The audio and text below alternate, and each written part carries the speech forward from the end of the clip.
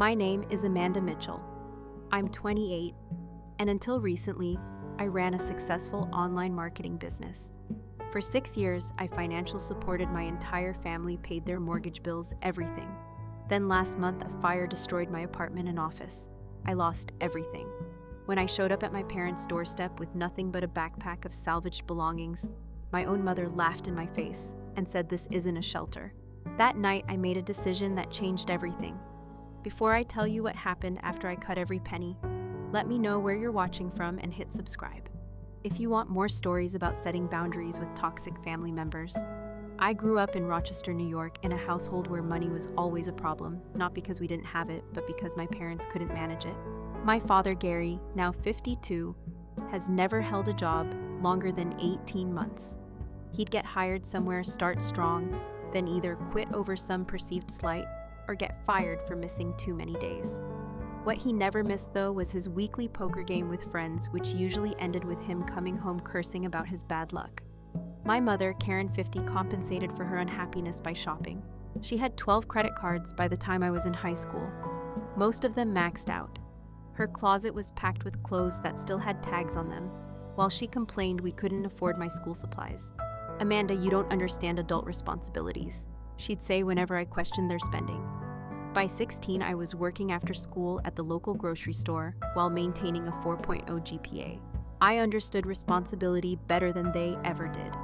My younger brother Jason, now 6, followed in our father's footsteps.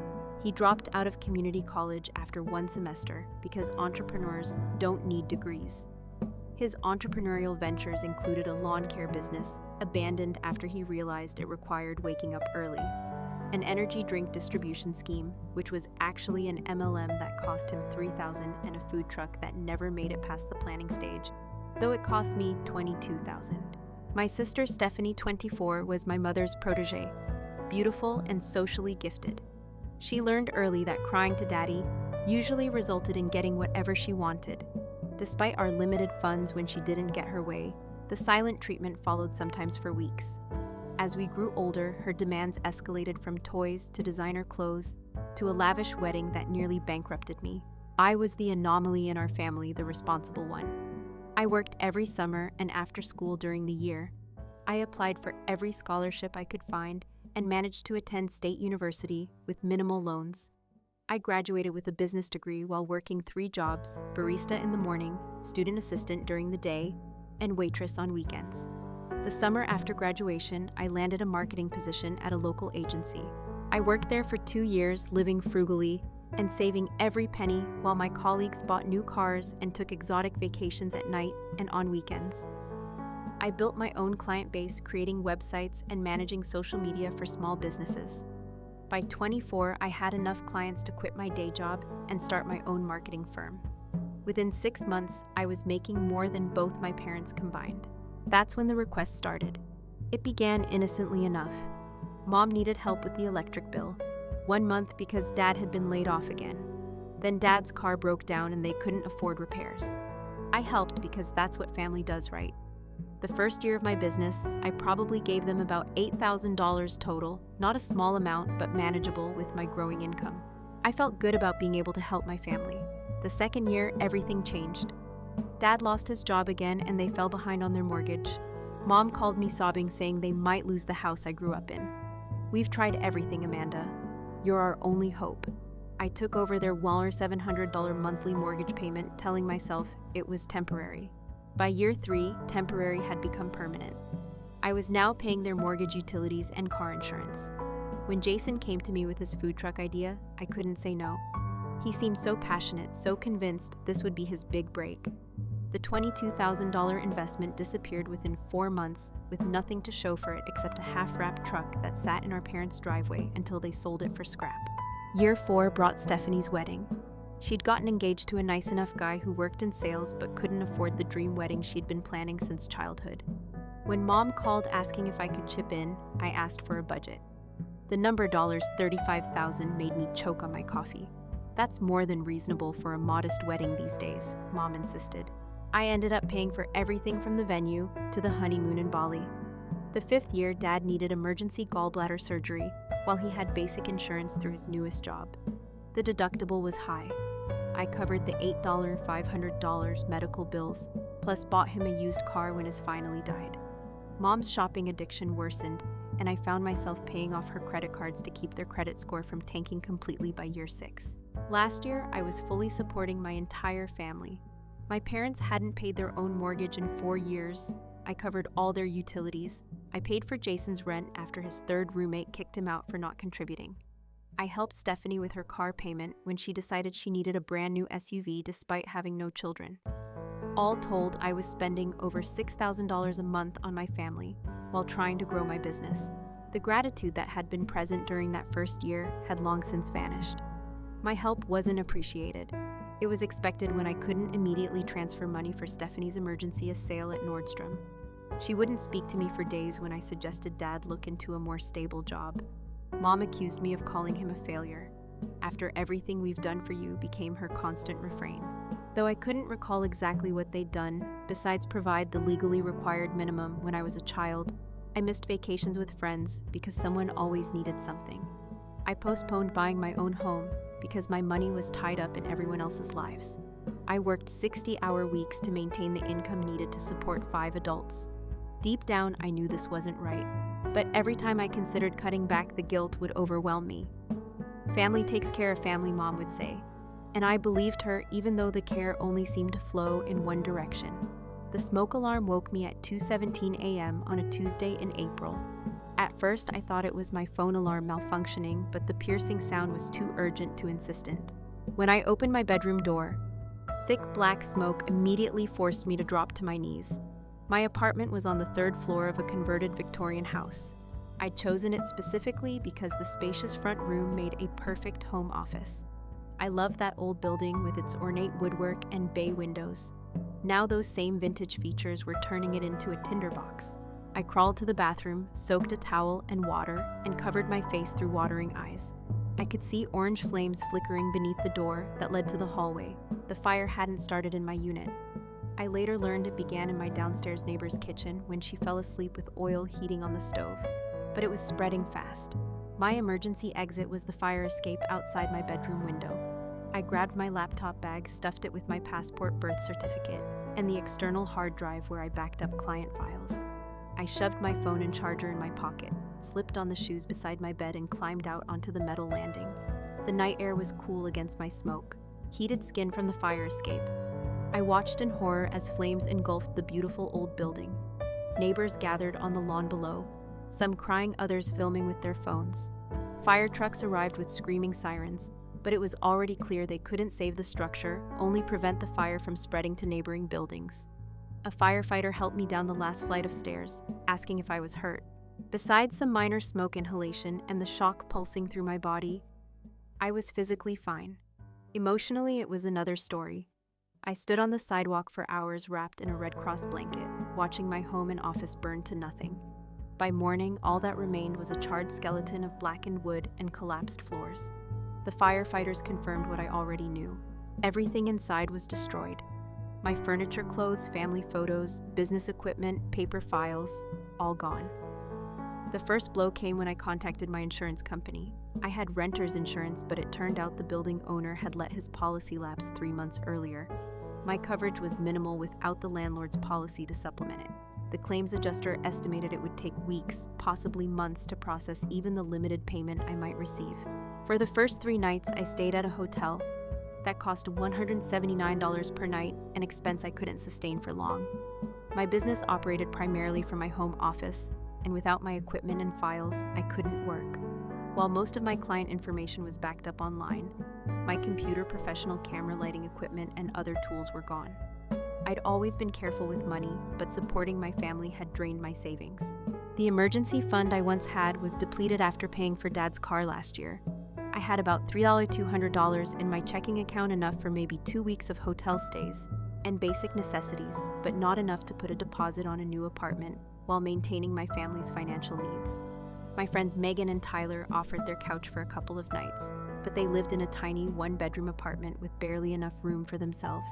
I gratefully accepted, not wanting to impose for longer than absolutely necessary. By day 5 after the fire, I was running out of options.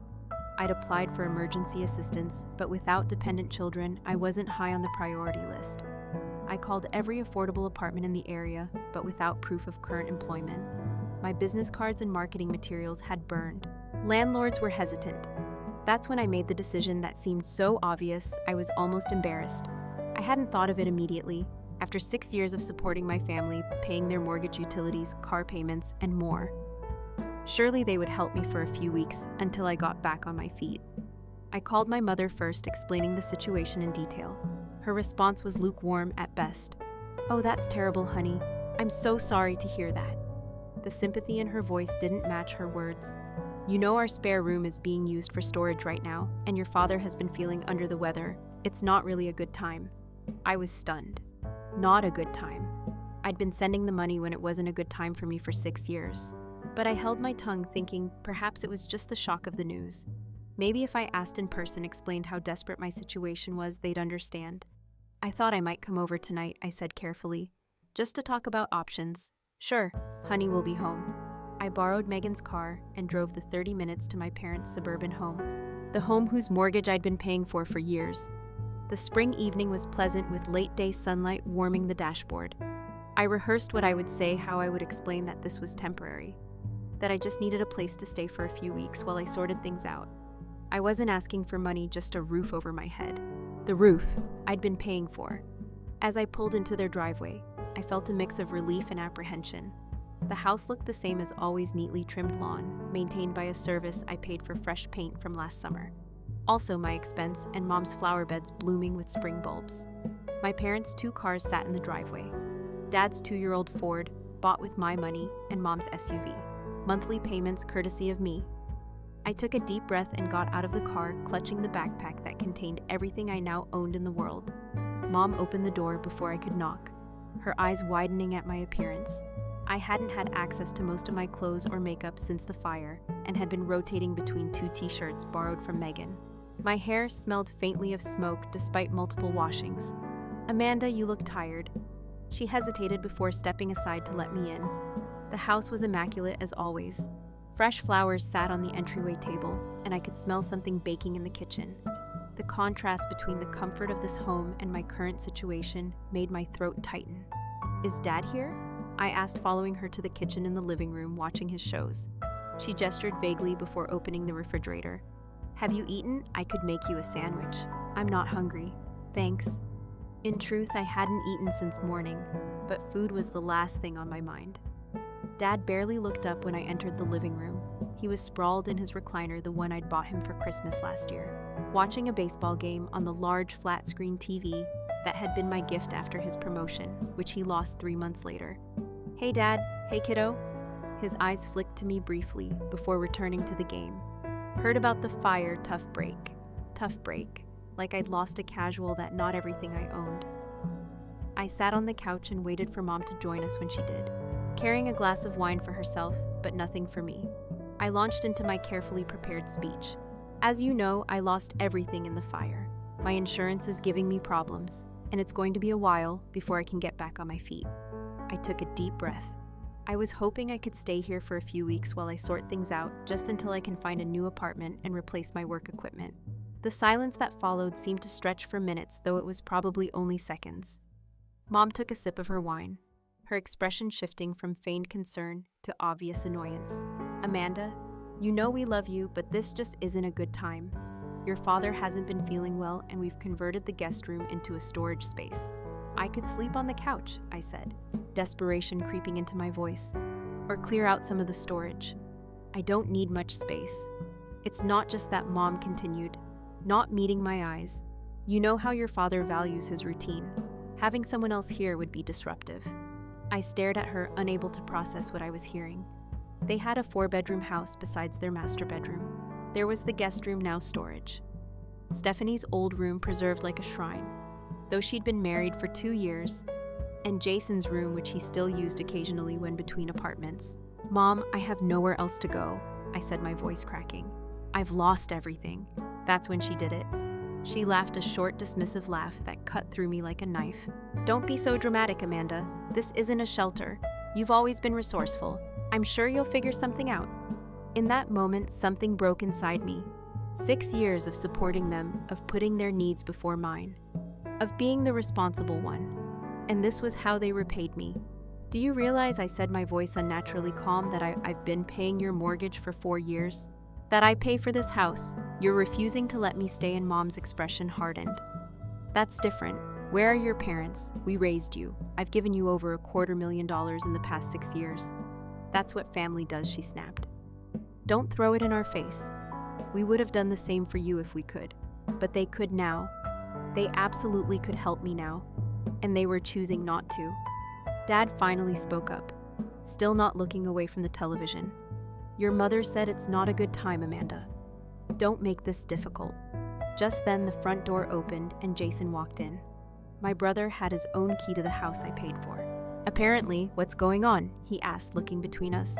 Mom quickly explained that I dropped by after having some trouble with my apartment, conveniently leaving out that said apartment had burned to the ground. So she wants to stay here, Mom finished. But I was explaining that we just don't have the space right now. Jason frowned in my room. No way. I've got all my gaming equipment set up and I'm hosting a tournament this weekend. You don't even live here, I couldn't help but shout. I stay here all the time, he shot back. It's still my room. I stood up, shaking with rage and disbelief. I have paid for everything for this family for 6 years. Everything.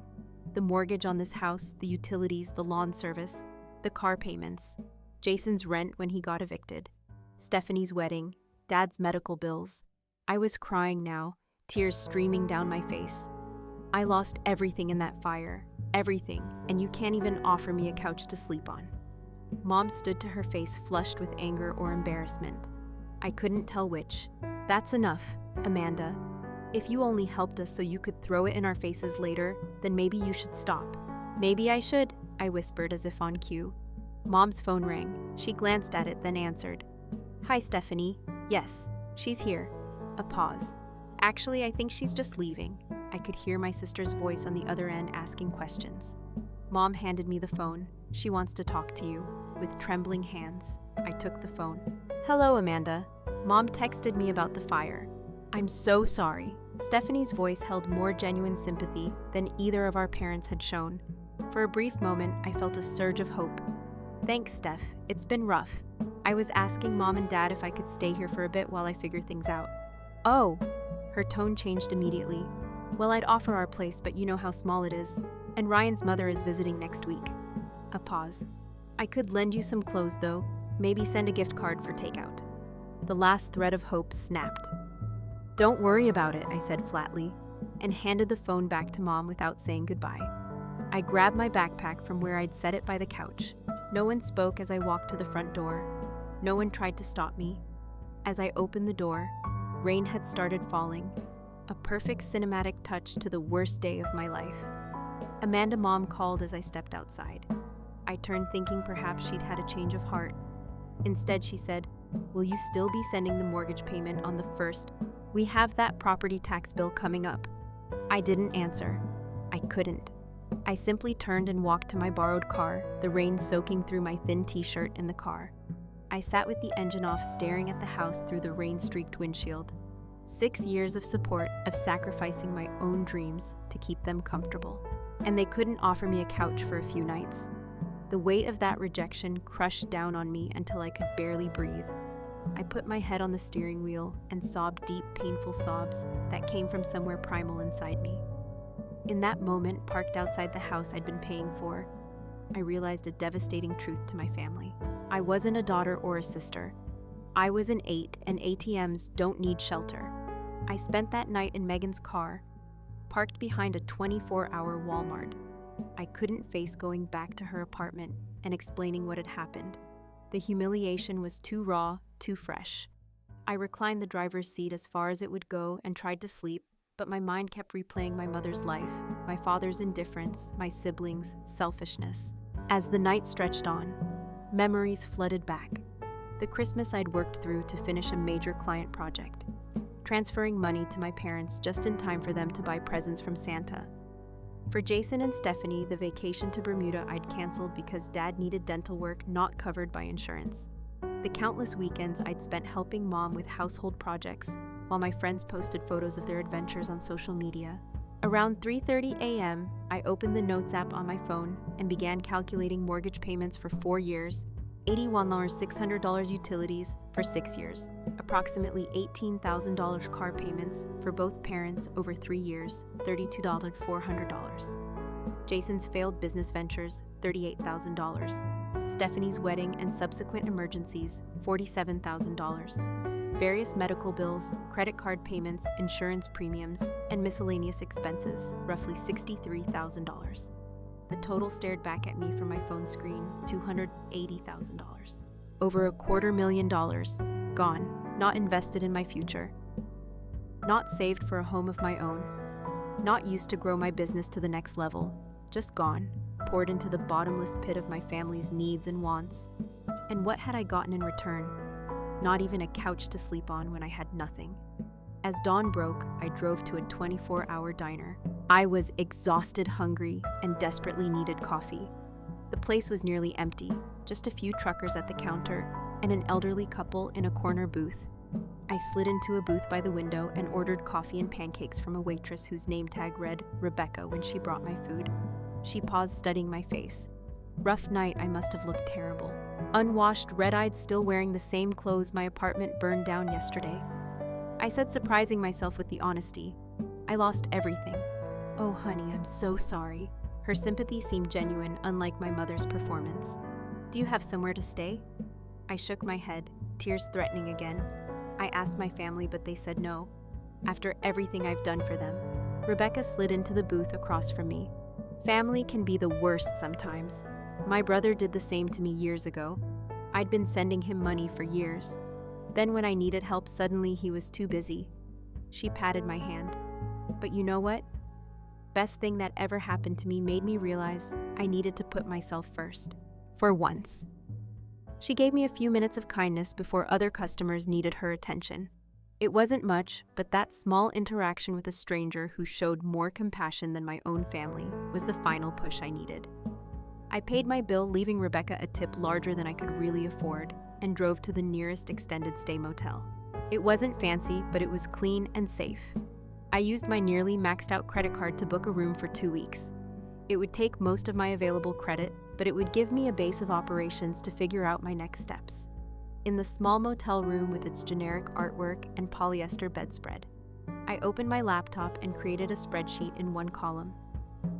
I listed every financial connection I had with my family, parents' mortgage automatic payment from my account on the first parent's utilities, automatic payments on various dates, dad's car payment, automatic payment on the 15th, mom's credit card minimum payments, automatic payment on the 22nd, Jason's rent direct transfer on the 1st, Stephanie's car insurance, automatic payment on the 10th.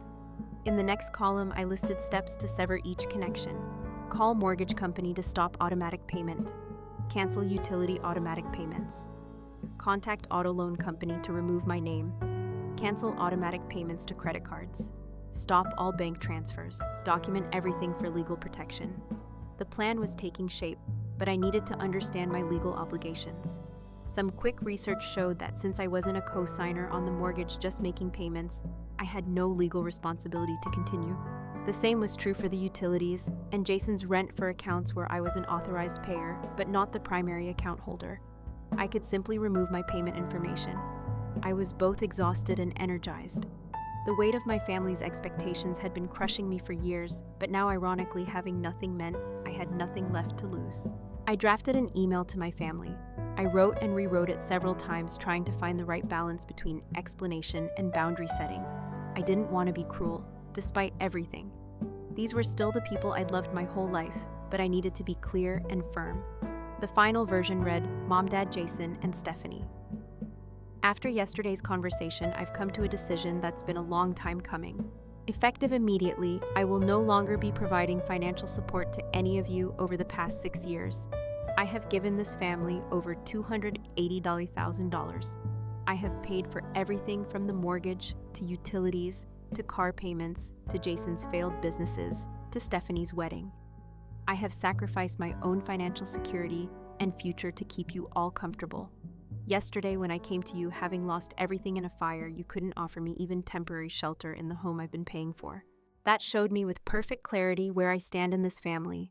I've already contacted the mortgage company, utility companies, and other services to remove my payment information. I've documented all past payments for my records. This isn't about revenge. It's about finally recognizing that this relationship has been entirely one-sided. I need to put myself first now, something I should have done years ago. Please do not contact me asking for money. My decision is final. Amanda. I didn't send it right away. Despite my resolve, this was a massive step. I closed my laptop and lay down on the motel bed, physically and emotionally drained for the first time since the fire. I fell into a deep, dreamless sleep when I woke hours later. The room was dark, except for the glow of my phone, showing multiple missed calls from my mother. I didn't listen to the voicemails or read the texts. Instead, I reopened my laptop, reread my email, and before I could second-guess myself, hit send. Then I blocked all their numbers on my phone. The strangest feeling washed over me. Not satisfaction or vindication, but relief. Pure, overwhelming relief. I had nothing, but somehow I felt lighter than I had in years. I woke the next morning with a clear head and a sense of purpose I hadn't felt in years. The weight that had been pressing down on me, the constant worry about my family's finances, the strain of working endless hours to support 5 adults was lifted. I still had enormous challenges ahead. Rebuilding my business, finding permanent housing, replacing everything I'd lost. But for the first time in a long time, the only person I needed to worry about was myself. My first stop was the bank.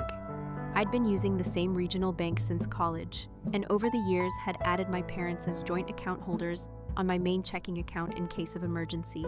This had evolved into them having complete access to withdraw funds whenever they wanted, which they did frequently for emergencies that ranged from actual car repairs to concert tickets. Jessica, the bank manager, recognized me immediately. Amanda, I heard about the fire. I'm so sorry. I thanked her and explained that I needed to make some changes to my accounts.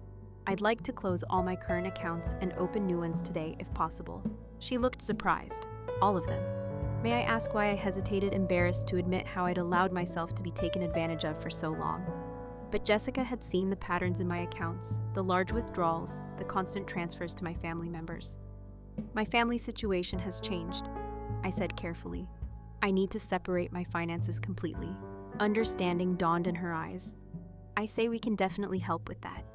For the next hour, Jessica helped me close my existing accounts and open new ones with enhanced security features. She made sure my direct deposits from clients would transfer to the new accounts and helped me order new debit and credit cards. Is there anything else we can do to help?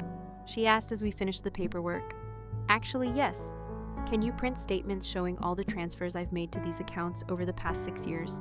I showed her the list of my family members' account numbers. I need documentation of everything I've paid. Jessica nodded. For legal purposes, just in case, I replied. My next stop was the mortgage company. I'd been making payments on my parents' house through automatic withdrawals from my account. The customer service representative initially seemed confused by my request. You want to remove the automatic payment, but you're not the mortgage holder. That's correct. I've been making payments on behalf of my parents, but I'll no longer be doing so. I see. Are they aware of this change? They will be, I said firmly. I'm not responsible for their mortgage. I've been helping voluntarily, and that help is ending. After verifying my identity as the payment source, they processed my request. I asked for and received a statement showing all payments made from my account over the past 4 years, totaling $81,600 throughout the day. I'm affordably worked through my list. I called each utility company, car loan provider, and credit card company. I removed my payment information from every account. Some were easy. I simply canceled the automatic payments. Others required more explanation, but none could force me to continue paying for accounts that weren't in my name. One by one, I severed the financial ties that had bound me to my family's endless needs. With each call, each form, each confirmation email, I felt more in control of my own life. By late afternoon, I'd worked through most of my list. My phone had been buzzing constantly. My family had discovered they couldn't access my bank accounts and were trying to reach me. I'd unblocked their numbers to document the harassment, but wasn't answering calls or responding to messages. The most difficult call was to the student loan company, where I was a co-signer on Jason's loans. Loans he'd stopped paying on years ago, leaving me to cover the payments to protect my credit score.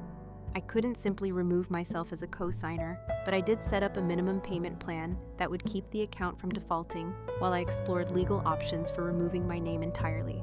After working through my financial to-do list, I made one final call to a legal aid service that offered free consultations. I explained my situation to the attorney who took my call, asking if there was anything else I needed to do to protect myself. "You've done most of the right things already." She assured me the documentation of past payments was especially smart since you weren't contractually obligated to make these payments. With the exception of the student loan you co-signed, you have no legal responsibility to continue. What if they claim I promised to keep paying or that the money was a loan they intended to repay without written agreements? Those would be difficult claims to prove. The pattern of payments over 6 years with no repayment suggests these were gifts, not loans. But if you're concerned, send a clear written statement that you will no longer be providing financial support. Actually, can you email them something to that effect? I already did last night. Perfect. Save that email and any responses if they make any threats or continue to harass you. You might consider a cease and desist letter, but let's hope it doesn't come to that. After thanking her for her time, I sent one final email to each family member individually with screenshots of bank statements showing the total amounts I'd given them over the years. I didn't include any emotional language, just facts and figures to each. I attached a PDF with a detailed accounting of exactly what I paid for and won. The totals were staggering when laid out chronologically to my mother. Total support provided $124,350. Mortgage payments, $81,600. Utility payments, $12,480. Credit card payments, $9,270. Miscellaneous expenses, $11,000. To my father, total support provided $62,800. Car payments, $18,400. Medical bills, $21,400. Personal loans, $23,000. To Jason, total support provided $56,900. Food truck business, $22,000. Rent payments, $19,200. Student loan payments, $8,700. Miscellaneous expenses, $7,000 to Stephanie. Total support provided $56,950. Wedding expenses, $35,000. Car-related expenses, $14,750. Personal loans, $7,200. I ended each email with the same message. This is a record of the financial support I have provided. I am sending this as documentation only, not to request repayment. As stated in my previous email, I will no longer be providing financial assistance of any kind. Please respect this boundary. Then I set up an auto reply on my email and a similar automatic text response. I am currently unavailable as I rebuild after losing my home and business in a fire. If this is regarding a past financial arrangement, please note that I am no longer providing financial support. If this is a client or business contact, please leave a detailed message and I will respond as soon as possible. That evening, I sat in my motel room feeling a strange mix of emotions. Grief for the relationships I thought I had. Anger at being used for so long. Anxiety about my uncertain future, but underlying it all, a profound sense of liberation. I had less than $1,000 in my new bank account, a nearly maxed out credit card, and a motel room booked for 13 more days. But for the first time in years, every dollar I earned going forward would be mine to use as I chose. I ordered a pizza, took a long shower, and slept better than I had since before the fire. The constant knot of stress that had lived between my shoulder blades for years had finally begun to loosen. By the time I woke up the next morning, I had 52 missed calls. 23 were from my mother. The timestamps showed she'd started calling at 7:03 a.m. and continued every 15 to 20 minutes until midnight. Her early voicemails were angry. "Amanda, what do you think you're doing? Call me back immediately. I can't believe you closed the accounts without telling us. We have bills due by midday." Her tone had shifted to confused indignation. "I don't understand why you're doing this. After everything we've done for you, your father is very upset. Is this really how you want to treat your family?" The evening messages turned tearful and manipulative. "Please, Amanda, we need you. We can't make the mortgage payment without you. What are we supposed to do? End up homeless? Is that what you want?" My father had called 8 times but left only 2 voicemails. The first was just background noise, as if he'd accidentally triggered the recording. The second was brief and threatening. "You need to fix this, Amanda. Now." Jason had called 12 times, his messages growing increasingly aggressive. What the hell, Amanda? Mom's freaking out. I was counting on that money for rent. My landlord's going to evict me. You're really going to screw over your own family. What kind of person does that? His final message was slurred, obviously drunk. You think you're better than us. You're nothing, nothing, Stephanie had called 9 times. Her first message was actually sympathetic. Amanda, I'm sorry about what happened at Mom and Dad's. That wasn't right. Call me. Okay.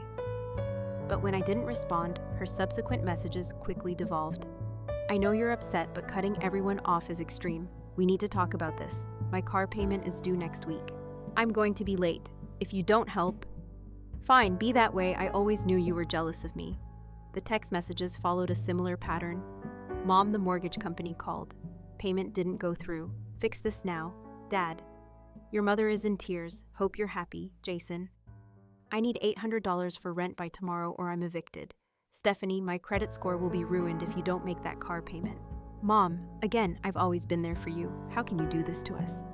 The messages continued throughout the day, ranging from guilt trips to outright threats to desperate pleas. I read them all but responded to none. Each message only confirmed what I already knew. They didn't care about me, only what I could provide for them. By the afternoon, the tone of the messages began to shift. Reality was setting in. Mom, maybe we can work something out. You could pay just the mortgage and we'll handle the rest. Dad, your mother says I should apologize. So I'm sorry you felt unwelcome. Jason, look, I was drunk last night. Didn't mean what I said. But seriously, I need help with rent. Stephanie, I talked to Mom.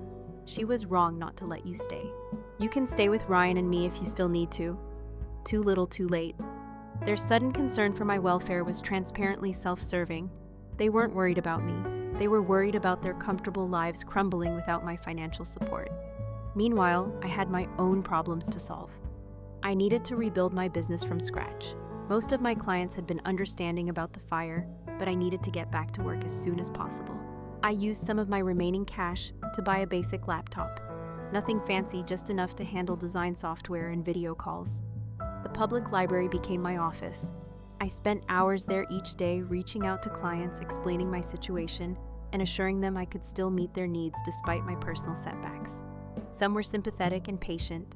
Others needed immediate work and couldn't wait.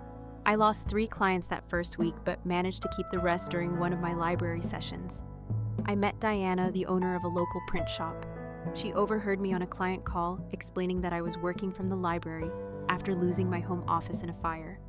I couldn't help overhearing she said when I ended the call, I have a small office in the back of my shop that I'm not using.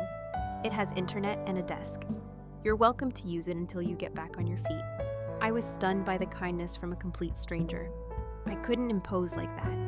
It's sitting empty anyway, she insisted, and I could use some help with my website when you have time. Maybe we could trade that same day. Through Diana, I met Rachel, a landlord who owned several properties in the area. When she heard my story, the real story, not the edited version I gave most people, she offered me a small 1-bedroom apartment at below market rent. It needs painting and some minor repairs, she explained. If you're willing to do the work yourself, I'll knock $200 off the monthly rent and waive the security deposit. The apartment was tiny and dated with faded wallpaper and worn carpeting, but it was clean and structurally sound. The day I signed the lease, Diana showed up with pizza and a housewarming gift. A second-hand desk she'd had in storage for your new home office, she said with a smile. Slowly, I began to rebuild. I spent evenings painting the apartment and weekdays working from Diana's back office. I found a second-hand couch on Facebook Marketplace and bought dishes from the dollar store. It wasn't much, but it was mine, and no one could take it away from me. As the weeks passed, the calls and messages from my family gradually decreased. They'd realized I wasn't going to change my mind. Mom still called every few days, but her messages had become resigned rather than demanding. We had to take out a loan to cover the mortgage. She reported, clearly expecting me to feel guilty. Your father had to get a second job at the hardware store. At his age, Jason got evicted. He's sleeping on our couch now. I listened to the messages but continued not to respond. Each update only confirmed that they'd been capable of solving their own problems all along. They just hadn't wanted to. About a month after I cut them off, I was working at the print shop when Diana poked her head in. "There's someone here asking for you. A woman says she's your mother." My heart raced. "I don't want to see her." Diana nodded, understanding immediately. "I'll tell her you're not here." "No," I said, standing up. "I'll tell her myself." My mother stood by the counter, looking out of place in her expensive clothes and perfectly styled hair.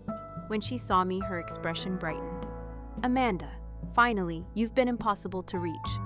I kept my voice calm and professional, aware of customers in the shop. "I have been clear about my boundaries, Mom. I don't want to talk." "Don't be ridiculous. We're family. We need to discuss the situation." She lowered her voice. "Your father and I are struggling. The bank is threatening foreclosure. I'm sorry to hear that. You should talk to a financial advisor." Her eyes narrowed. "Is that all you have to say? After everything we've done for you?" "What exactly have you done for me, Mom? When I lost everything and needed a place to stay, you laughed in my face."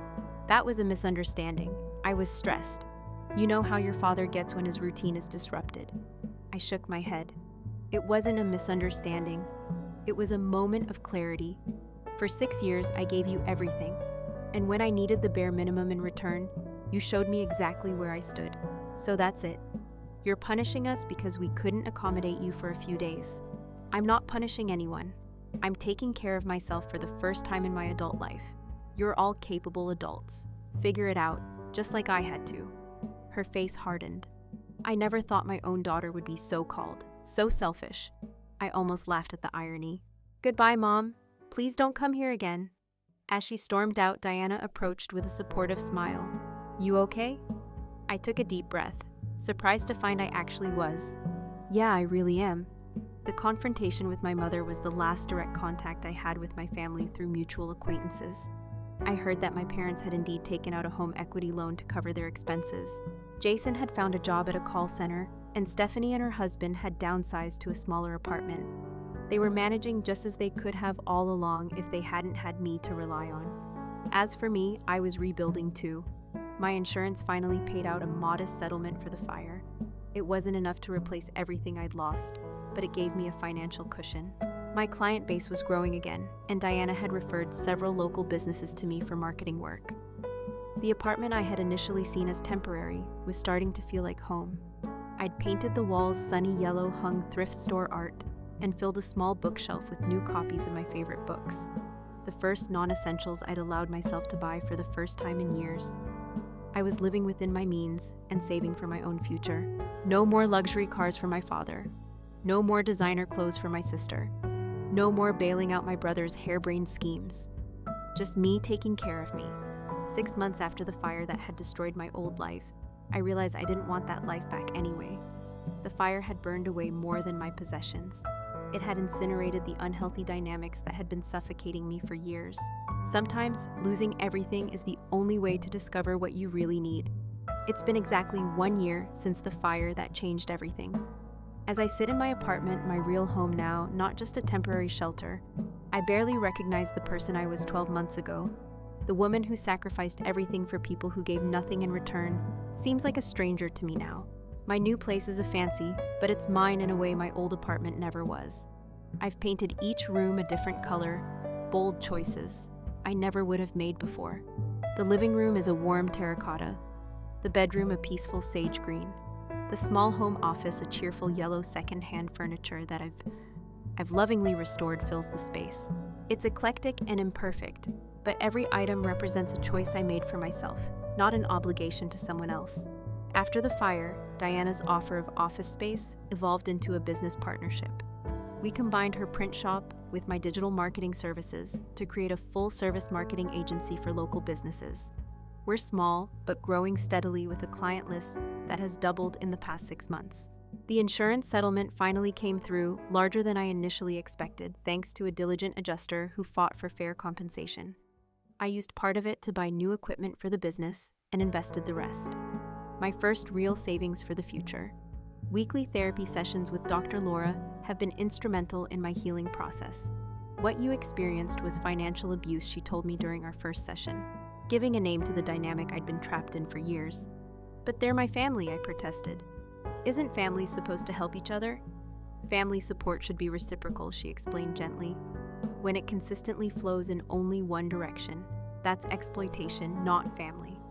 Through therapy, I've come to understand the complex emotions that kept me locked in that unhealthy pattern for so long. The guilt instilled from childhood, the false responsibility I felt for my family's well-being, the way they manipulated my empathy and twisted my generosity into obligation. You didn't cause their problems. Dr. Laura reminded me often, and you cannot fix them. They're adults responsible for their own choices. It was a simple truth, but one I'd never fully understood until now. One of the most surprising developments in my recovery has been the formation of genuine friendships.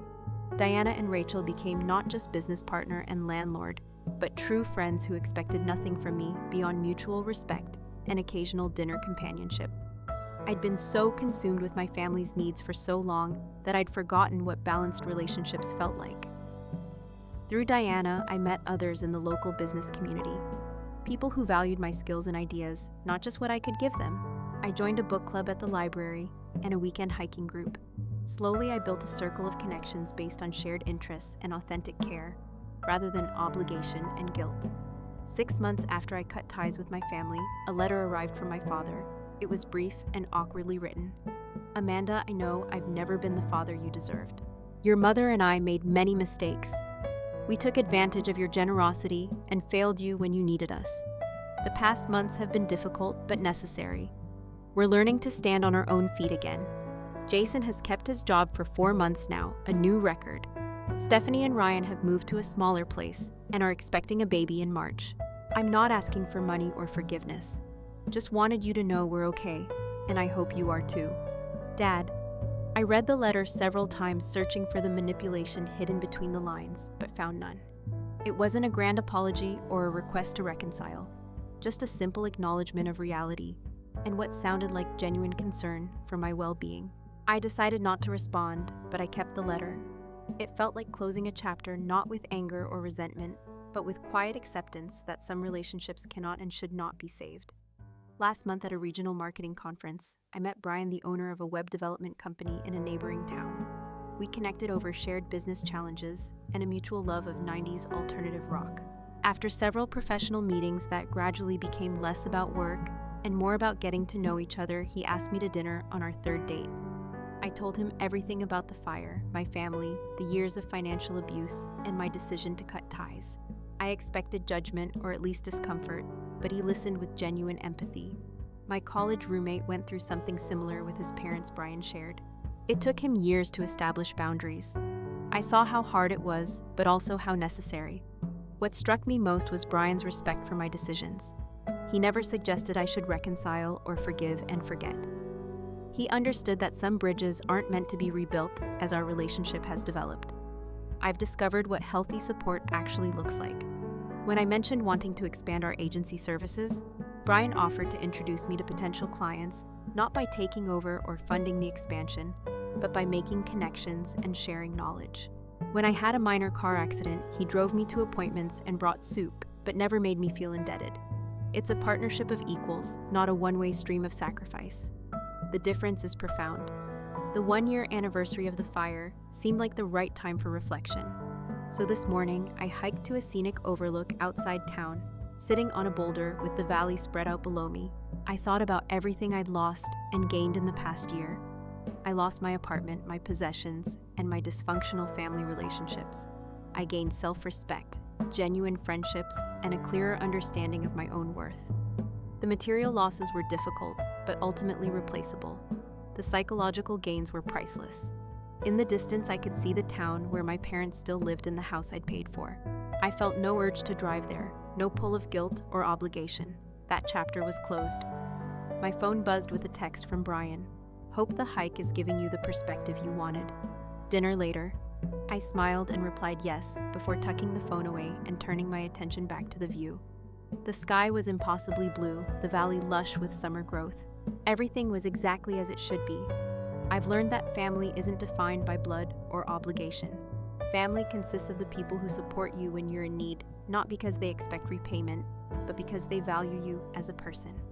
By that definition, I've built a truer family in the past year than I had in the 28 years before the fire destroyed my home, but illuminated a truth I needed to see. Sometimes losing everything is how you find what truly matters. Have you ever had to set difficult boundaries with family members who took advantage of your generosity? Or have you lost something important only to realize it was actually holding you back? I'd love to hear your stories in the comments below. And if this story resonated with you, please hit that like button and subscribe to hear more about my journey toward building a healthier, happier life on my own terms. Thank you for listening.